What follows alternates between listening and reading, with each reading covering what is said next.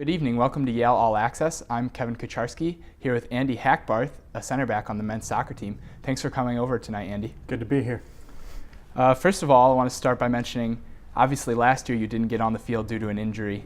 This is your fifth season or your fifth year here at Yale. What goals did you set during that long break going into this fifth season? A big thing was just kind of coming back healthy, making sure my shoulder healed up nicely. And then also I wanted to make sure when I came back that I was ready to play and ready to make a difference on this team. Obviously last year we had a good season. It was kind of tough to be on the sidelines watching that season, watching the team do well, but they all played really well. And then being able to come back and join the squad again, I want to make sure I fit in and really made a difference on the team.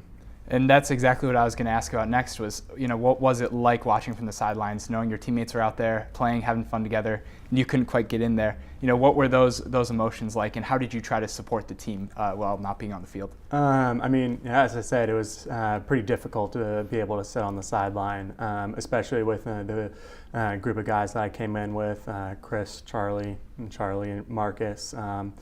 Them all playing and them playing very well. It was kind of tough to not be able to play out there for a final season with them. But I made sure that whether it was going to practices, making sure I had a presence on the sideline, talking to some of the younger guys, giving my advice, making sure that I was still involved with the team. That was really important, and glad to be a part of it at least.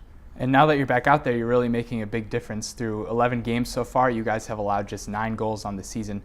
What is it that's made the defense so successful thus far? The big thing I think is we've got a great goalie behind us, Bobby Thalman. He's a great captain. He's a good leader back there. But also we're all very experienced in the back. Milan Tico, we have a senior playing left back.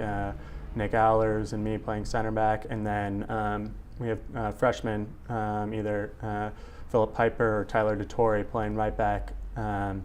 They've stepped in well. I think that's the big thing. We've all played well, have a lot of good communication, a good understanding between us. That's been really important to us, keeping the ball out of the net.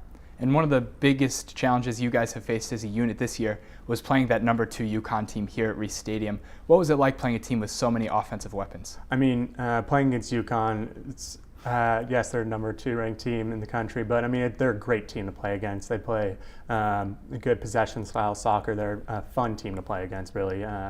And really, as a defender, when you're playing against so many offensive weapons, it requires you to step up your game. So really, as opposed to kind of shying away from it, I feel like a lot of us really enjoy playing against a team like UConn. Yes, they're ranked number 2, but especially in college soccer, there's so much parity. Anything can change on any given day. It's really fun to play against those kind of teams. And talking about the tougher teams, you guys have faced up against a lot of great teams and great players this season. Me and Paul, who does the play-by-play for the men's soccer, we've been counting all the players on the Herman Trophy watch list, and I think you guys are up to 5 now you've played against.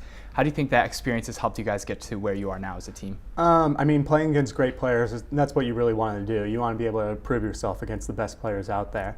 And so not only does that help you stand out, but it helps the players stand out around you.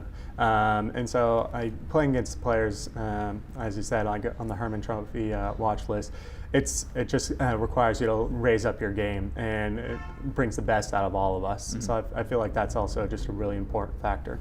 Now I'm going to get a little more personal now. Do you have any personal rituals or superstitions you follow before each game? I like to sleep a lot before games. I make sure I get to bed early and then try to sleep in as much as I possibly can. I have a set playlist that I listen to before every game.